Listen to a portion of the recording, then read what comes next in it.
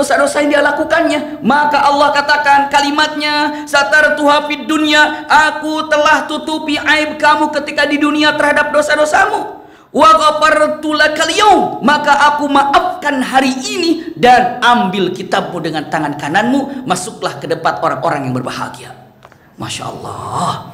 Maka pentingnya taubat dan pentingnya istighfar seperti itu. Perbanyak astagfirullah, astagfirullah, karena hisabnya itu fasaufa yuhasabu hisaban yasira. Tapi ada yang hisabnya itu mengerikan. Mengerikan, iya. Dengan mengatakan kata-katanya usikum wa iyaya nafsi bil. Ini dalam hadis Rasulullah sallallahu alaihi wasallam dengan kata-katanya ini firman Allah, hadis Rasulullah sallallahu alaihi wasallam dengan kata-katanya yang kita pahami daripada hadis yang sangat luar biasa ini. Subhanallah. Iya. Rasulullah bersabda dengan mengatakan kalimat yang sangat indah. Ya Rasulullah, iya. Fa amma man utiya dzalika di sini mengatakan kata-katanya. Iya. Ketika Rasulullah bersabda mengatakan laisa ahadun yuhasabu illa halak. Ini kata Rasulullah. Tidak ada di antara manusia yang ketika dihisab kecuali pasti binasa. Pasti hancur, kata Rasulullah. Bisa dipahami nggak ya? Agak beda nggak dengan yang tadi yang pertama? Beda ya. Yang pertama begitu, yang kedua Rasulullah bilang gini, laisa ahadun yuhasabu illa halak. Tidak ada di antara manusia yang dihisab kecuali dia akan mendapatkan kehancuran. Saat itu Siti Aisyah bertanya mengatakan, ya Rasulullah, iya, bukankah Allah sudah mengatakan fa amma man utiya kitabahu biyaminihi fasawfa yuhasabu hisaban yasira? Bukankah Allah bagi orang yang beriman itu menghisab dengan mudah? Kan tadi dengan mudah kan? Rasulullah katakan, dzakal ardu yu'raduna wa man nuqishal hisab halak. Yang mendapatkan kehancuran saat dihisab itu adalah orang yang tidak mengakui terhadap kesalahannya atau ngeyel terhadap kekeliruannya. Ada yang gitu? Ada. Ada yang begitu? Ada. Ada orang kalau kata di mana, kamu tidak sholat? Iya, saya tidak sholat. Kamu tidak puasa Ramadan tanggal sekian bulan sekian? Iya, saya tidak puasa Ramadan. Tapi di dunianya sudah ditobati karena dia tahu. Kamu melakukan itu? Iya, iya, dia tobati. Maka dia mengatakan, aku tutup dosamu, aku tutup aibmu, dan aku maafkan kamu. Masuklah ke dalam surgaku. Tapi ada yang tidak tobat, maka efeknya di akhirat itu ngeyel. Kamu sholat, kamu tidak sholat, sholat ya Allah. Kamu tidak zakat, zakat saya. Kamu tidak puasa saya. Nah, itulah yang dikatakan halak. Wa man nuqishal hisab halak. Siapa yang membandel saat hisab, maka itu kehancuran baginya. Bisa dipahami Ibu Bapak ya? Punten, kata-kata yang sangat luar biasa. Kelak di akhirat ada orang yang ngeyel. Allah sampai harus datangkan saksi-saksi yang ada. Ini bagi orang beriman ini. Orang maksiat, beriman tapi maksiat. Beda dengan yang tadi, orang beriman soleh, mengakui karena apa? Taubat, masuk surga. Tapi orang yang beriman tapi tidak soleh, banyak dosanya. Ketika contoh saja, kamu tidak sholat, saya sholat. Lalu Allah katakan dengan tegas menyatakan, jadi kamu sholat, saya sholat. Tapi dalam catatan malaikat tidak sholat. Malaikat datang, malaikat sini, malaikat, ya Rob, aku malaikat yang aku telah mencatat semua amalan dia tidak sholat. Oh fulan, malaikat mencatat kamu tidak sholat. Padahal malaikat sudah datang. Lalu orang itu bilang apa? Ya Rob, jangan malaikat dong saksinya, yang lain. Astagfirullahaladzim. Jangan malaikat saksinya, yang lain. Sayang, kalau malaikat kan itu dekat denganmu, jangan malaikat. Jadi kamu menolak kesaksian yang aku bawa, malaikat. Bayangkan, saksi yang dibawa oleh Allah ditolak oleh malaikat, oleh siapa? Orang kafir ini, ataupun orang maksiat ini. Baik, kalau gitu aku akan datangkan saksi yang lain. Apa? Aku akan datangkan saksi. Apa? Saksi yang kedua yang aku datangkan adalah bumi, di mana kamu saat itu tidak sholat. Kamu lagi ngapain di bumi? Bumi bicara, kan ada dalam firman Allah Subhanahu wa ta'ala. Semua hafal ayat ini, insya Allah semua hafal dengan kata-kata kalimatnya. idza zulzilatil ardu zilzalaha wa akhrajatil ardu athqalaha wa qala al insanu ma laha. Lanjutkan. Yauma idzin tuhadditsu akhbaraha bi anna rabbaka auhalaha. Saat itu bumi itu bicara. Dan saat itu, hei bumi, iya, coba siapa yang bersaksi pada tanggal sekian bulan sekian dia berposisikan di mana? Bumi bicara. Oh, dia berada di atasku. Dia sedang apa? Dia tidak sholat, dia tidur, dia nonton, dia apa? Bumi itu bersaksi. Lalu orang itu mengatakan, kata Allah, tuh bumi sudah datang bersaksi kepadamu. Dia bilang apa? Ya Allah, cari saksi lain. Aku enggak ikut saksi bumi. Malaikat ditolak. Pertanyaan Allah tidak digubris, tidak diakui pas Allah bertanya. Datangkan malaikat juga tidak diakui. Datangkan bumi juga tidak diakui. Akhirnya yang keempat. Tahu kesaksian yang keempat apa? Al-yawma nakhtimu ala afwahihim wa tukallimuna aydihim wa tashhadu arjuluhum bima kanu yaksibun. Masya Allah, surat apa itu? Wah, hafal itu mah Yasin. Wah, lotok semua hafal surat ini. Iya, saat itu ditutup mulutnya. Maka saat mulut dikunci, inilah berbicara. Kakilah berbicara. Semua berbicara. Apa yang berbicara menjadi kesaksian apa yang telah dilakukan oleh tubuhnya. Ketika dia ngeyel, tidak mengatakan iya saat Allah interogasi, saat Allah tanya. Maka dalam ayat lain mengatakan yauma yaqulu li juludihim lima syahidtum alaina qalu antaqana Allahu alladzi antaqa kulla syai'. Jelas. Jadi ketika dia bicara, tangan bicara. Ya Allah, benar. Waktu itu aku bla bla bla bla gini. Ya benar. Waktu itu kaki saya melangkah ke sana. Benar. Mata saya melihat ini. Benar. Telinga saya mendengar ini. Benar, benar, benar. Semua berbicara. Setelah semua bicara, Allah buka lagi mulutnya. Seret. Begitu mulut bicara, dia tidak bicara dengan Allah. Dia bicara kepada siapa? Bicara kepada tangan dan kakinya. Lima syahidtum alaina. Kenapa kamu menjerumuskan aku dengan kesaksian-kesaksianmu itu? Kenapa sih kamu begitu sama saya? Tega, kamu bagian daripada aku. Jawab semua tubuh ini. Qalu antaqanallahu alladzi antaqa kulla syai'. Hari ini aku bisa bicara yang diizinkan oleh Allah yang dapat membicarakan sesuatu. Allahu Akbar.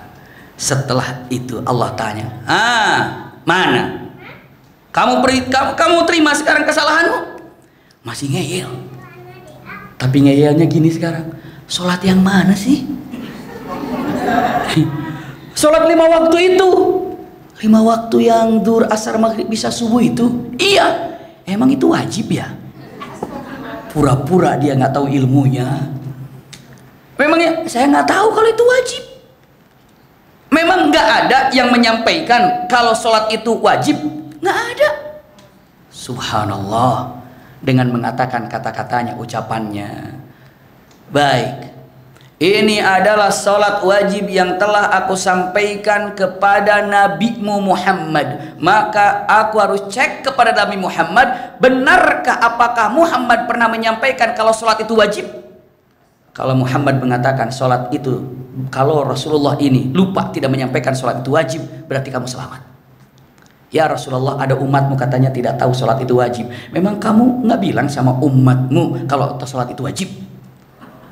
Rasulullah katakan, aku telah menyampaikan sholat itu wajib. Iya, aku telah menyampaikan sholat itu wajib. Dan aku tidak pernah menyembunyikan semua syariat yang kau berikan dan aku telah sampaikan. Mana saksinya ya Rasulullah? Didatangkan 100.000 jamaah haji waktu khutbah wada Rasulullah. Datangkan 100.000. Bukankah Rasulullah ketika khutbah wada Rasulullah mengatakan kalimat halla qad balagtum, kalimat yang sangat indah. Iya, ushidukum halla qad balagtum. Kalimat Rasulullah, hai kalian yang hadir di sini, apakah kalian bisa bersaksi di hadapan Allah kalau aku nabimu telah menyampaikan semua syariat Islam kepadamu?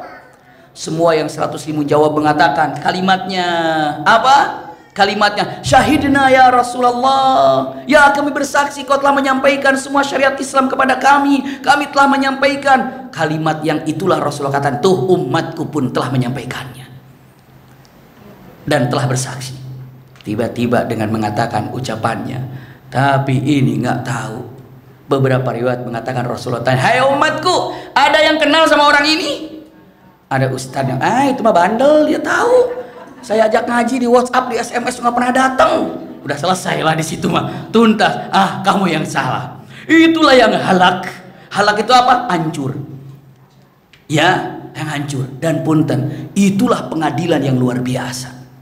Itulah pengadilan yang luar biasa yang nanti itu ada di yaumil hisab. Naudzubillah. Iya, subhanallah. Maka setelah ini atau terjadi pertanyaannya, siapa yang pertama dihisab itu?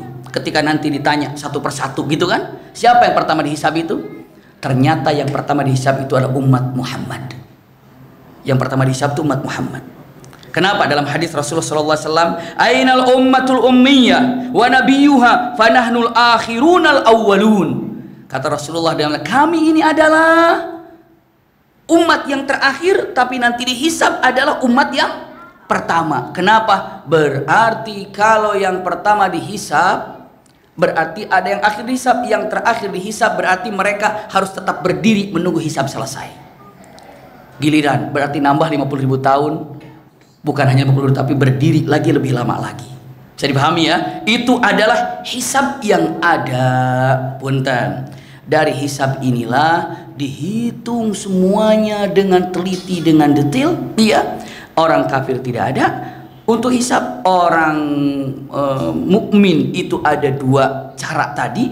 Ada yang taubat selamat, ada yang ngeyel tidak taubat, demikian adanya. Terus orang munafik. Orang munafik ada nggak? Itu sama. Hampir mirip dengan orang yang ngeyel. Kamu sholat, saya sholat. Tuh saksinya, memang ada saksinya. Tapi Allah langsung membukakan hatinya. Apa yang dia lakukan. Orang infak, Allah buka hatinya. Orang sedekah, Allah buka hatinya. Orang umroh, Allah buka hatinya. Dengan mengatakan kata-katanya, apa ya? Yauma tublas sarair. Surat apa itu? At-Tariq. Wassamai wat-tariqi wa ma adraka mat-tariqun najmu tsaqib. Dan selanjutnya ada kata yauma tublas sarair. Iya, maksudnya apa? Allah bukakan dengan mengatakan sarair itu apa? Yang dirahasiakan, apa yang ada. Bahkan Allah dengan tegas mengatakan kata-kata yang sangat indah, dan dengan tegas mengatakan bahwa innahu ya'lamu sirra wa akhfa. Allah ini sangat mengetahui apa yang dirahasiakan dalam hati. Maka orang munafik pun tidak lolos daripada hisab ini. Setelah dihisab baru yang namanya mizan. Tapi setelah itu diperlihatkan tentang catatan-catatan. Kalau gambaran sekarang mah rapot bayangan lah. Rapot bayangannya sudah dilihat seperti apa, baru masuk ke dalam mizan, timbangan. Mana yang lolos, mana yang tidak, baru ditimbang. Sebagai ikhtitam, mungkin nanti ada sedikit tanya jawab. Saya sampaikan begini Bunda, jadi hisab itu semacam saringan apa yang telah kita lakukan. Saringan iman, karena di situ ada orang munafik, di situ ada orang kafir, disaring. Imannya benar nggak? Setelah apa? Disaring amalan soleh, ikhlas nggak amalan solehnya. Setelah jernih, dia tersaring benar-benar orang beriman, dia tersaring dengan amalan yang soleh, baru amalan inilah yang akan ditimbang. Lalu amalan jeleknya ditimbang, mana lebih beratnya. Itulah yang namanya fungsi hisab. Hisab. Contoh-contoh saya perumpamakan gini. Iya, saya pernah menyampaikan di depan ibu bapak di sini. Insya Allah saya masih ingat. Tapi mungkin baik kalau saya ulangi lagi. Ibu bapak punten, ibu lihat nelayan ketika narik apa namanya tuh jalaknya yang disimpan dipanjangkan gitu kan, dia ada di sebelum subuh dia lempar atau jalan pakai perahu lalu dipasangkan, nanti setelah itu pagi-pagi dia tarik. Ibu pernah melihat itu di lautan? Iya, ditarik terus jala itu akan terus mengkerucut. Akhirnya apa? Akhirnya mengkerucutlah dan datanglah ke darat, ditarik salah beberapa orang kan. Begitu masuk ke darat, tertarik ke darat, apakah di dalam jaring itu semuanya ikan? Tidak. Ada kotoran, ada sampah, ada bekas botol yang nggak kepake, ada kayu, ada walah segala macam. Begitu datang keluar, punten, itu disaring nggak? Walaupun berada dalam jaring, sampah buang, botol bekas buang, sendal jepit yang nggak pakai buang, semua buang. Yang diambil itu apa? Ikan. Ikan pun disatukan apa dibeda-bedakan harganya? Pisah. Ini ikan mahal, ini ikan murah, ini kan. Subhanallah, bisa-bisa. Setelah itu yang ditimbang, ikannya saja sama sampah apa tidak? Sampahnya kemana? Buang. Itulah Allah pilih. Coba zakat kita ini sampah apa enggak ya? Sodakoh kita sampah apa enggak ya? Haji kita sampah apa enggak ya? Ngaji kita sampah apa enggak ya? Disaring semuanya. Kita takut ibadah kita itu sampah semuanya. Itu yang takut. Padahal itu dalam jaringan kita, padahal itu dalam milik kita. Tapi Allah pilih, ini sampah, ini sampah, ini sampah, ini sampah, ini sampah. Itu yang paling mengerikan. Kira-kira yang ditimbangnya ada berapa yang kita punya? Itulah di mizan nanti. Seperti apa mizannya nanti? Mizannya adalah bulan depan kita lanjutkan, insya Allah. Iya. Jadi akan datang, kita akan bahas tentang mizan. Seperti apa mizan ini atau timbangan ini? Karena timbangan buat orang-orang yang beriman, dan itu juga sangat mengkhawatirkan dan menakutkan. Kenapa? Gimana sih? Ibu bapak, kalau kita pernah umroh atau haji bawa barang banyak, begitu ditaruh di mana itu namanya? Di counter mau berangkat gitu kan? Itu deg-degan nggak, takut overweight gitu ya? Aduh takut overweight, aduh takut. Begitu plong lolos, gimana perasaan? Baru di dunia, ntar di akhirat plong, aduh sorga, subhanallah. Dan nanti kita akan bahas juga dengan timbangan yang sama. Mungkin jeleknya 50, baiknya 50. Jadi timbangannya sama ibu bapak. Jadi nggak bisa masuk surga, nggak bisa masuk neraka karena timbangannya sama. Ada yang digambarkan dalam hadis seperti itu. Singkat dari apa yang disampaikan, mudah-mudahan ada manfaatnya. Ya jazakumullah khair ala husni istimaikum.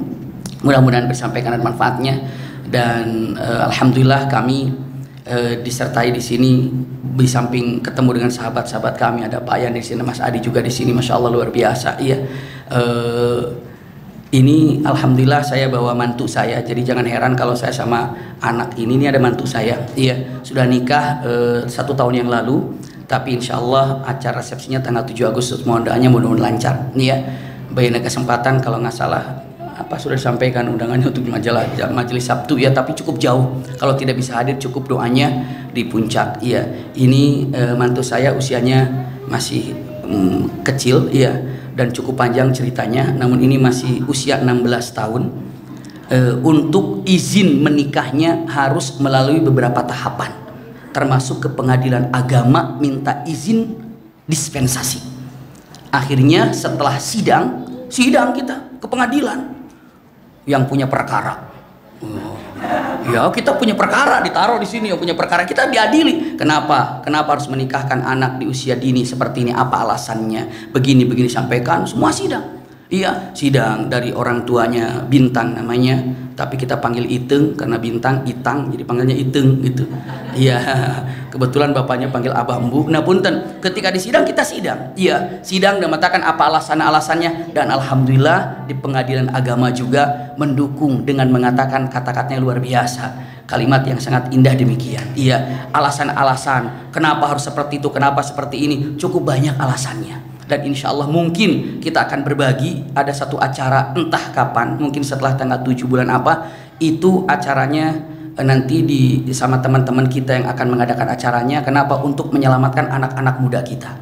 Seperti apa dan bagaimana. Sekarang waduh sudah sangat-sangat mengkhawatirkan sekali. Iya. Terus bagaimana sekolahnya? Sekolah tetap berjalan. Iya, tapi ada komitmen di antara orang tua dan anak tersebut seperti apa. Tapi hikmah yang paling besar, saya jadi punya anak perempuan, Pak. Jadi saya punya anak perempuan. Iya. Ya, karena apa? Karena anak saya laki-laki semuanya. Padahal itu mah punten, kita sudah mencoba memprogram. Terakhir di program terakhir qadarullah ternyata keguguran. Ya sudahlah, kita coba untuk mencari seperti apa mendapatkannya, tapi qadarullah setelah umroh ternyata anak saya paling besar nyangkut di puncaknya, itulah nyangkutnya di situ. Akhirnya alhamdulillah setelah diakadkan dan berada di rumah, kami yang bimbing bersama Umi Maki yang bimbing. Alhamdulillah. Mohon doanya, mudah-mudahan anak kami menjadi keluarga sakinah. Amin ya rabbal alamin. Ini yang mungkin dapat sampaikan. Ada kesempatan untuk dijawab? Ada ya, beberapa saat silakan kalau bertanya. Tidak ada yang bertanya, alhamdulillah rabbil alamin. Oh ada ya, silakan kalau ada yang mau ditanyakan ataupun silakan, ada kesempatan beberapa pertanyaan, silakan. Allah barik fiik. Ada yang mau bertanya, silakan. Yang jadi tahap-tahapnya tadi gimana Pak Ustadz? Yaumil hisab dulu, habis yaumil hisab terus mizan. Nanti dulu kapan-kapan aja. Iya. Sebelumnya yaumil hisab bukannya kita di barzakh dulu Pak Ustadz? Iya, barzakh, mahsyar, hisab, mahsyar. Bukan mahsyar dulu baru barzakh. Iya. Oh, iya barzakh dulu ya. Barzakh, iya. Mahsyar baru kita yaumil hisab ya. Betul. Iya, barzakh, mahsyar, hisab, mizan. Nanti baru yang itu ya saya. Sirat itu ya. Betul, betul Bunda, betul. Itu skenario kita semua akan kita laksanakan semuanya. Jadi kalau saya lihat dari tadi kalau saya ke Pak Ustadz, jadi kita kayaknya ya kalau saya lihat jadi orang mukmin itu jangan ya. Kalau buat dosa ngaku aja. Iya. Kalau kan kadang-kadang gini, kan ada doanya juga. Maafkanlah segala dosaku yang telah berbuat, yang akan berbuat, yang sedang diperbuat, yang aku sadari maupun tidak aku sadari, kan gitu. Betul. Karena kan kita nggak tahu, kita nyakitin hati orang, nggak menurut kita sih enggak gitu. Kan gitu, jadi betul. kayak doa kita harus dibenerin kan gitu. Tobat kita. Supaya semuanya mencakup, jangan sampai ada dosa. Diksaliman. Bu Haja yang baru pulang dari haji. Masya Allah. Amin. Nggak ketemu ya di sana tadi. Oh, 3, Masya Allah. Alhamdulillah. Memang untuk selalu tobat itu harus dikerjakan oleh kita. Makanya paling tidak hafalkanlah sedikit-sedikit misalnya istighfarnya ataupun sayyidul istighfarnya. Ini ada kata-kata abu'u laka bi ni'matika alayya wa abu'u bi dzambi faghfirli fa innahu la yaghfiru dzunuba illa anta.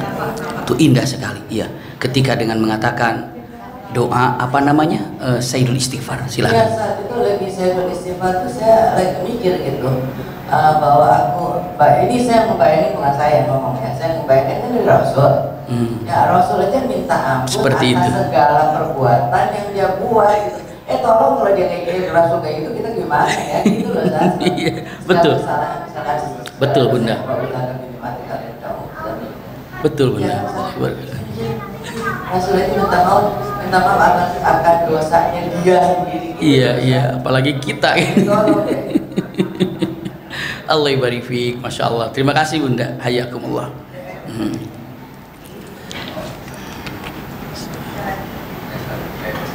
Ada lagi yang mau bertanya? Pada takut kayaknya ke hisab ini kayaknya. Oh mangga silakan, Masya Allah, silakan. Allah barik fiik, Masya Allah. Waalaikumsalam warahmatullahi wabarakatuh.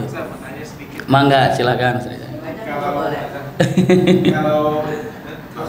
Kalau yang saya paham kan kita jasad kita nanti akan kembali akan habis di alam barzakh kita Ustaz. Iya. Ada alam kubur dan kita akan dibagikan dengan jasad yang baru. Iya. Terus ya dengan spek Nabi Adam. Betul. Pertanyaan saya kalau tadi Ustaz bilang manusia yang sampai ditutup matanya lalu organ-organnya bersaksi, tangan dan kaki bersaksi, kan bukan jasadnya kan udah ada Ustaz. Iya. Jazakumullah khair. Allah barik fiik. Terima kasih banyak. Pertanyaan sangat baik sekali. Semua yang ada dalam tubuh ini akan hancur. Tidak ada. Tapi punten, iya, ada sesuatu yang tidak akan hancur dan disitulah dia akan hidup. Namanya ujbud danab, tulang ekor di sini. Wa minha tuhsyarun. Itu yang ada. Dulu kalau ibu bapak punya yang namanya chip apa namanya ya? Apa namanya disket, apa namanya chip yang itu tuh yang suka USB ya, USB Flash disk. Nah, itu dia flash disk, USB lagi ya. Ya flash disk ya. Ada flash disk. Komputer manapun asal flash disknya sama, di sini bisa dibuka, di sini bisa dibuka, di sini dibuka. Ketika mengatakan, nggak ada program saya, bawa flash disknya nggak? Masukin jadi. Berarti inilah seperti yang namanya flash disk kita ini yang tidak akan pernah hancur. Bentuknya berbeda menjadi besar, tapi rekamannya di situ semuanya. Jadi, punten, memang kita hancur dengan apa? Dengan yang namanya situasi, keadaan, ataupun memang karena berada di dalam tanah. Tapi ada yang tidak pernah hancur, namanya utbud dzanab wa minha tuhsyarun, dan dari situlah akan dibangkitkan. Nah, saat bangkit itu kita juga sampai Al-Qur'an mengatakan bala qadirina ala an nusawwiya banana. Allah bisa mengembalikan daripada sidik jari ataupun punten, apa namanya? Ya, sidik jari yang ada di sini tetap akan sama. Berarti apa? Nggak ada perbedaan. Kenapa? Karena dari sumber yang sama. Ini yang tidak dihancurkan. Itulah yang digambarkannya. Seperti itu. Wallahu a'lam. Syukran. Allah barik fiik. Silakan. Tadi Ustaz, dari alam barzah kita kepada mahsyar lalu yaumul hisab dan mizan. Makanya Ustaz, kalau kita ditunggu baginda Rasulullah di telaga itu di fase mana Ustaz? Masya Allah, jazakumullah khair. Iya. Iya, iya. Di mana fase daripada kita menunggu di telaga Rasul sallallahu alaihi wasallam atau namanya Kautsar ya. Usikum wa iyaya nafsi bitaqwallah. Beberapa perkataan ada yang menyatakan ini adalah fase wallahu a'lam. Iya. Tapi yang jelas ini akan ada. Ada yang menyatakan ini adalah setelah yang namanya mizan. Iya. Sebelum masuk yang namanya sirat. Iya. Sebelum masuk namanya sirat. Wallahu a'lam, namun itu akan ada nanti, akan terjadi menunggu Rasulullah SAW dia ada. Ada juga yang menyatakan sebelum mizan. Sebelum mizan itu ada yang namanya haudun nabi ya, atau disering dikatakan kautsar.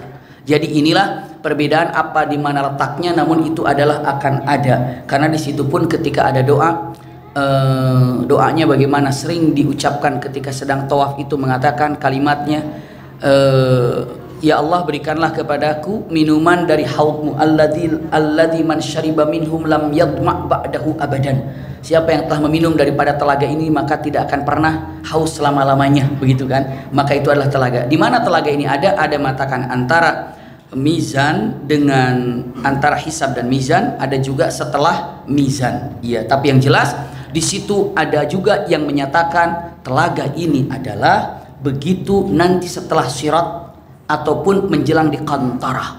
Iya, menjelang di qantarah. Wallahu a'lam. Tapi yang jelas ketika sudah selesai di situ masuk surganya bareng-bareng bersama Rasul sallallahu alaihi wasallam. Seperti wallahu a'lam bissawab. Allah barik fiik.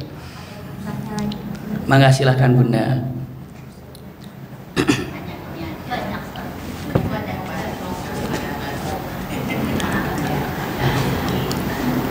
Nanyanya lain ya Ustaz. Silakan Bunda. Amalan di bulan Muharram ini apa aja yang lebih bagus kita tinggalkan? Itu aja Ustaz. Iya, Masya Allah. Pastinya kalau amalan di bulan Muharram ini, satu yang harus dipegang baik-baik adalah fala tadzlimuhunna anfusakum. Jangan pernah berbuat dosa. Itu larang dulu itu ya. Karena dalam kenyataan lebih jelas lagi. Kayak gini nih. Mencuri itu haram. Tapi saat mencuri di dalam masjid itu keterlaluan. Bisa dipahami ya? Ketika melakukan dosa itu dosa, tapi saat melakukan dosa di bulan Muharram itu keterlaluan. Bisa dipahami itu namanya yang namanya bulan Muharram itu. Maka jauhi daripada maksiat karena dikatakan kalimatnya fala tadlimu, jangan engkau berbuat zalim dalam di bulan ini, maksudnya perbuatan dosa. Ini pertama. Lalu yang kedua, amalan yang terbaiknya itu adalah amalan soleh apa saja, terutama yang disyariatkannya ini adalah apa coba? Apa? Saum. Iya, saum. Kenapa? Itu yang dikatakan Rasulullah SAW bahwa puasa di bulan Muharram ini menghapus 1 tahun ke depan, 1 tahun ke belakang. Masya Allah, ini adalah untuk saumnya bulan Muharram. Tanggal berapa? Tanggal berapa? 10 Asyura itu, tapi kalau bisa 9, 10. Kalau tidak bisa 10, 11. Mau lagi 9, 10, 11, silahkan. Saum. Di situ yang terbaik. Lalu perbanyak untuk bersedekah, di antaranya infak. Mau untuk ke yatim boleh, kemana saja boleh, tapi infak itu untuk diperbanyak juga. Makanya punten kalau mengatakan kita untuk menyantuni anak yatim, sebenarnya tidak hanya di bulan Muharram saja, tapi tetap di bulan lain pun kita menyantuni anak yatim. Jadi itu mungkin ya 3 poin. 1, jauhkan daripada maksiat. Yang kedua, perbanyak untuk beribadahnya, tadi sedekah diantaranya atau apa saja ya. Tapi yang ma'ruf di kita ini adalah sedekahnya. Yang ketiganya itu adalah apa, saum di bulan Muharramnya. Seperti itu Bunda. Allahu a'lam bishawab. Syukran. Sami-sami. Hayyakumullah. Mangga Bunda, silakan. Ada. Assalamualaikum warahmatullahi wabarakatuh. Waalaikumsalam. Ustaz, kalau seandainya kita puasa di bulan Muharram digabung dengan puasa Daud boleh kan? Jazakumullah khair. Iya, puasa bulan Muharram digabung dengan puasa Daud. Intinya sunnah dengan sunnah, boleh digabung atau tidak. Memang ada khilafiyah ulama, namun insya Allah boleh. Ibu bapak begitu pas Daudnya, pas Kemis, pas Muharram juga Kemis. Ibu 3 nilainya ditumpuk. Muharram, Kamis, Daud. Masya Allah. Gitu ya. Langsung saja. Allah Maha tahu dengan niat kita. Tapi kalau yang wajib dengan yang sunnah, itu sebaiknya tidak dikerjakan. Saya Muharram, saya Daud, saya Kamis, saya qadha. Nah itu tidak. Iya, karena qadha Ramadan itu wajib yang ada. Kayak saya punya hutang sama ibu 1 juta, tapi saya juga mau sedekah sama ibu 1 juta. Akhirnya, Bu, ini hutang saya 1 juta dan ini sedekah saya 1 juta. Kata ibu, mau sedekah apa mau bayar utang nih? Ya, mau sedekah bayar utang, kalau bayar utang, kalau mau sedekah sedekah gitu. Jangan digabungin, ya. Mendingan bayar utang dulu. Makanya lebih baik yang wajib saja dulu dijalankannya. Seperti itu Bunda. Terima kasih. Syukran. Allah barik fiik. Mangga silakan Bunda.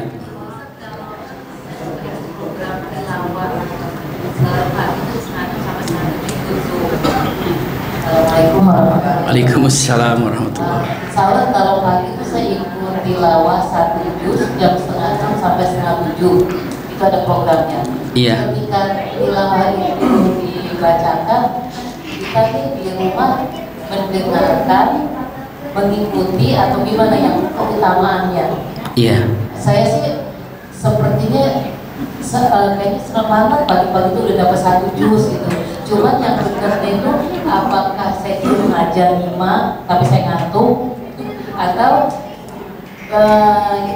kita mengikuti bacaan tilawah tersebut. Terima kasih. Jazakumullah khair. Iya.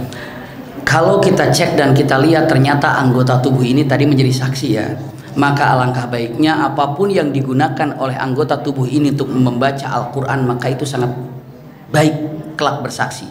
Maka apa yang terjadi? Telinga aktif mendengarkan, mata aktif melihat huruf, lisan aktif untuk membacakan. Berarti mengikuti bacaan itu dan melihat bacaannya dan telinga mendengar. Berarti itu sudah dapat 3.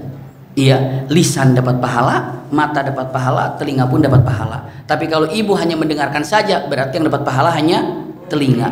Iya, tapi kalau ibu subhanallah melihat saja dan di telinga didengarkan tapi enggak dikeluarkan, ibu cuma dapat pahala mata dan telinga. Tapi kalau ibu dikeluarkannya, diucapkannya, berarti ibu dapat pahala 3-tiganya. Jadi alangkah baiknya ambillah 3-tiganya. Karena yang namanya Quran itu qiraatul Quran. Jadi kalau ada orang bawa Quran terus begini aja, ngabetem aja, tahu ngabetem? Diam aja. Ngapain? Dibaca Quran. Itu enggak. Baca Quran itu tidak di dalam hati, tapi apa? Disuarakan.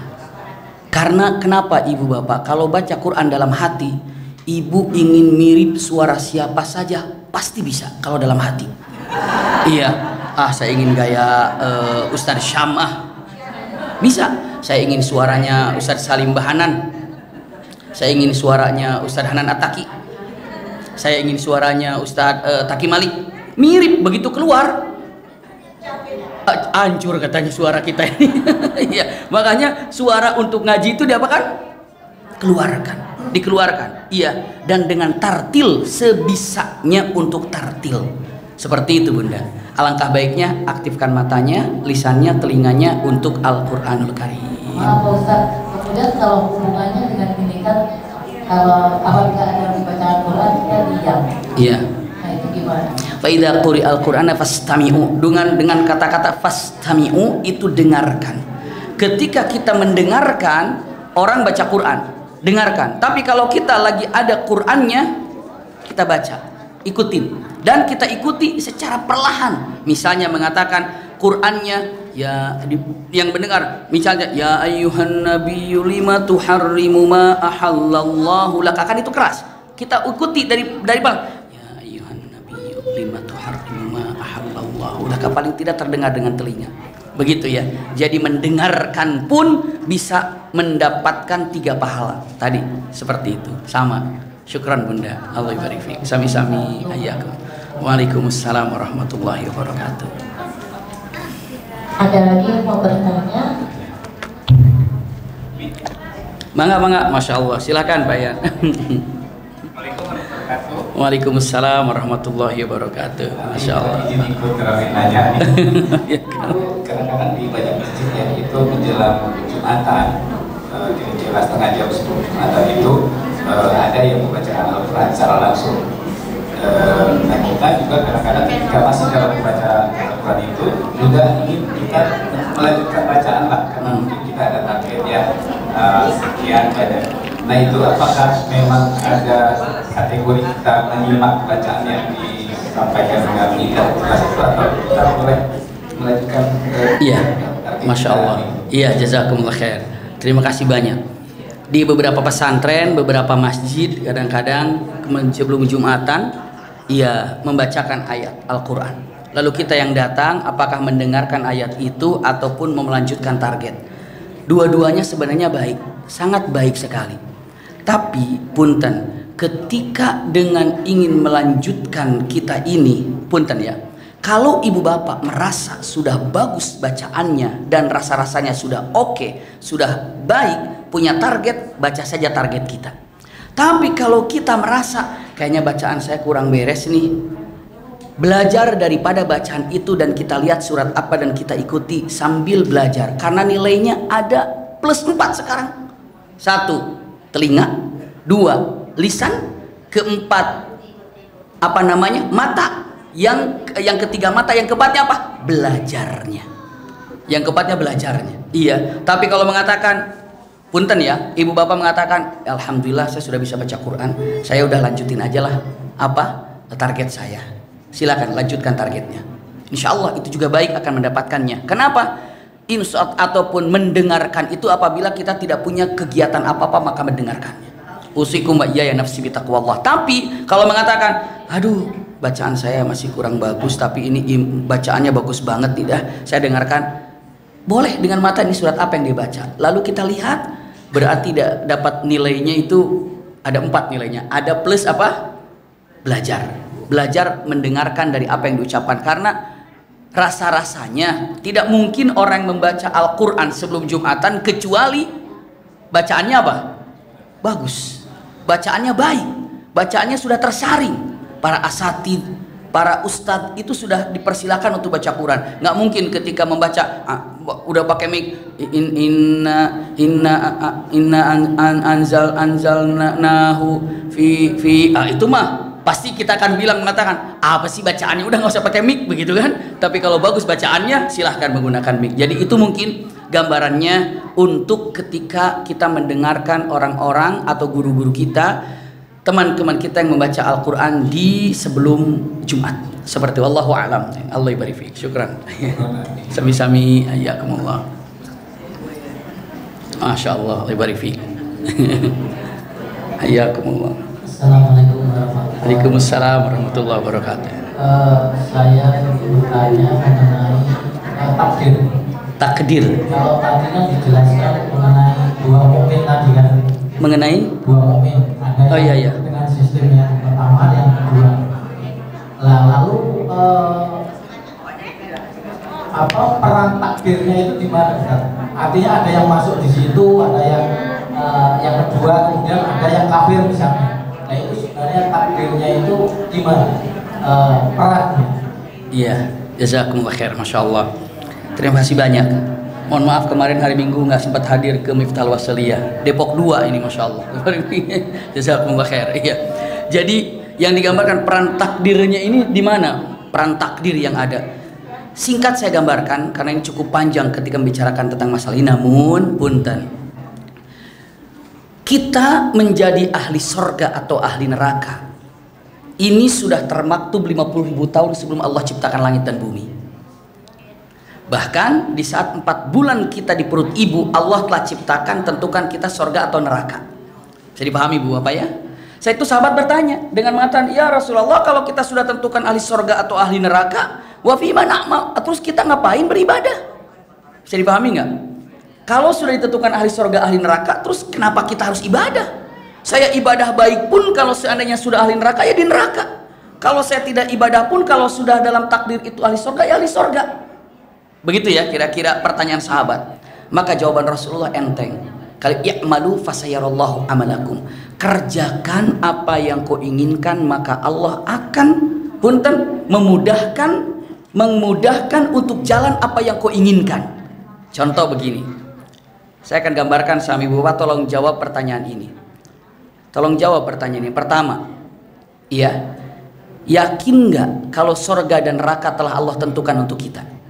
Yakin? Oke, lolos pertama. Yang kedua, kita tahu nggak kita ahli surga atau ahli neraka? Tidak tahu. Lolos pertanyaan kedua. Ketiga, Ibu Bapak mau ke surga apa mau ke neraka? Surga. Oke, lolos ke ketiga. Keempat, tahu jalan menuju surga? Tahu jalan menuju ke neraka? Mau ke surga? Tahu jalan ke surga? Kerjakan itu Allah akan mudahkan. Itu kata Allah. Iya, kerjakan itu Allah akan mudahkan. Tahu jalan ke surga? Tahu. Mau ke surga? Mau. Tahu jalan ke surga? Tahu. Tapi kenapa kita ngejalanin yang ke neraka terus? Itu yang ditanyakan para sahabat. Ya Rasulullah, kalau sudah ditentukan surga nerakanya, buat apa kita kerja? Buat apa kita ibadah? Rasulullah jawab, kerjakan apa yang kau niatkan itu Allah akan mudahkan. Coba ibu bapak datang ke sini, punten, istilahnya Pak, yang memudahkan ibu bapak langkah ke sini itu siapa? Allah. Kenapa? Karena ibu punya keinginan. I'malu, kerjakan, fasayarallahu amalakum. Seperti itu Bunda. Jadi kalau mengatakan kata-katanya, buat apa saya ibadah kalau saya sudah ahli neraka? Kan sudah ditentuin. Tanya, kamu tahu nggak di surga di neraka? Nggak tahu. Tapi kamu mau ke surga? Tahu. Tahu caranya? Tahu. Ya sudah, kerjakan. Begitulah kata-katanya. Jadi kalau mengatakan, ibu bapak lapar, iya. Mau menghilangkan lapar? Mau. Tahu caranya? Tahu. Bagaimana? Makan. Ya makan. Begitu ya. Tapi kalau mengatakan saya mau menghilangkan lapar tapi saya nggak mau makan, persis saya mau ke surga tapi nggak menjalankan jalanan surga. Itulah kalimatnya. Makanya takdir itu di mana? Maka di situ ada berbagai macam takdir yang ada. Maka disitulah ada takdir yang namanya khiyar. Khiyar itu pilihan buat Anda. Mana? Disitulah hawa nafsu mengalahkan daripada keinginan baik ini. Iya, maka ini pertanyaan tentang masalah qada qadar ataupun takdir ini sangat luar biasa. Namun singkatnya ingin saya gambarkan mengatakan i'malu fasayarallahu amalakum. Seperti itu. Allah barik fiik. Masya Allah, jazakumullah khair. Syukran. Ya, ada satu lagi mangga, silahkan. Allah barik fiik. Bunda mangga, silahkan. Mana tadi mic-nya? Oh ada. Jadi kadang dari tempatan, terus kita tinggal melaksanakan apa yang kita yang berjalan menuju surga kan. Iya. Tapi kan katanya kan di karena itu kan kita setiap hari minta yang karena budaya karena saya kan gitu. Kenapa? Kan setiap hari kita minta. Iya. Karena budaya karena saya kan banyak sekali orang merasa berbuat kebaikan katanya yang mengambil balik gitu. Iya. Jadi saya melihatnya begitu aja ya. Betul, masya Allah. Doanya doa di Quran yang mulai ya saya doa itu kita yang udah kita. Jadi kan kita bisa minta maaf ya. kira-kira gitu kan gitu ya Ustaz ya. Iya. Catatan kita di yang di apa? Di apa Ustaz? Di catatan kita di Lauhul Mahfuz. Kita tolong ya habisin aja dong oleh bagus-bagus aja. Boleh kan? Boleh saja kalau hanya doa keinginan, namun kita akan minta kepada Allah Subhanahu wa taala ampuni semua dosa-dosa yang ada, iya, dan betul, minta dihapusin. Iya, betul, karena itu kan dosa jelek itu kan tercatat, terhapus. Betul. Makanya ada kata tubu ilallahi taubatan nasuha asa rabbukum ayyukaffir ankum sayyiatikum. Hapus, menghapus, menutupi semuanya. Masya Allah, terima kasih Bunda. Ya Allah. Mau kasih saran kita untuk teman-teman. Saya rasa semua teman-teman nggak ada punya apps ya. Biasanya semua. Kalau saya tulisan saya bacanya dari apps, aplikasi saya. Oh iya. Ada peserta, ada Muslim Pro, ada Quran tafsir dari orang Pakistan dan sebagainya. Masya Allah. Nah itu saya ngeliat itu jadi kayak guru ngaji, Ustaz. Masya Allah. Jadi kan itu coba apps-nya. Jadi kalau kita ngaji gitu, kan ada yang I, ada U, ada E gitu, yang awal-awalnya kita nggak tahu nih apa nih. Nah dan katakan, jadi saya belaga-belaga aja Ustaz. Jadi bisa taruh aja imamnya siapa, terus bisa di-share cepat apa lambat, makin tolol makin makin cepat. Jadi saya ikut sama-sama, jadi dia baca saya baca gitu loh Ustaz. Jadi Allah barik fiik. Ulang lagi gitu loh Ustaz. Betul. Jadi saya ngerasa gak ada alasan ya untuk orang Islam sekarang untuk tidak belajar ya. Yang ada dari sekolah sampai pinter betul. Bisa diperlama sekali ya. Masya Allah. Ya ayuhan nabi juga bisa begitu Ustaz. Jadi benar kita lagi SD dulu dia ada guru ngaji ngajarin satu-satu pakai lidi gitu loh. Betul, pelan-pelan gitu Bunda ya. Dan ada imam itu yang pasal. Jadi benar-benar kita bisa Masya Allah. Suaranya kayak gini, gue gini. Kalau sudah cepet banget Ustaz, saya ngomong cepet banget. Masya Allah. Pelanin ya. Jadi itu aja Ustaz. Iya. Saya teman-teman mau coba namanya Quran tafsir. Iya. Muslim Pro. Gitu. Muslim Pro ada di situ. Sama gitu Ustaz. Jadi saya mudah-mudahan saya kasih gitu loh. Terima kasih Ustaz. Sami-sami, Masya Allah. Allah barik fiik. Iya. Ya mudah-mudahan apa yang disampaikan dari awal sampai akhir juga pertanyaan-pertanyaan dari Bunda semuanya membuat kita semakin dekat dengan Allah Subhanahu wa taala. Mari kita akhiri dengan doa sebagai penutup daripada liqa kita ini. Allahumma salli ala Sayyidina Muhammad wa ala ali Sayyidina Muhammad. Allahumma ahyina bil iman wa amitna bil iman wa akhrijna min hadhihi dunya ma'al iman. Rabbana zalamna anfusana wa illam taghfir lana wa tarhamna lanakunanna minal khasirin. Rabbana atina fid dunya hasanatan wa fil akhirati hasanatan wa qina adzabannar. Subhana rabbika rabbil izzati amma yasifun wa salamun alal mursalin walhamdulillahi rabbil alamin. Amin ya rabbal alamin. Jazakumullah khair ala husni istima'ikum lakum minni al-hubbu wad du'a. Wassalamualaikum warahmatullahi wabarakatuh. Kita akhiri dengan kafaratul majlis. Subhanakallahumma wa bihamdika asyhadu an la ilaha illa anta astaghfiruka wa atubu ilaika walhamdulillahi rabbil alamin.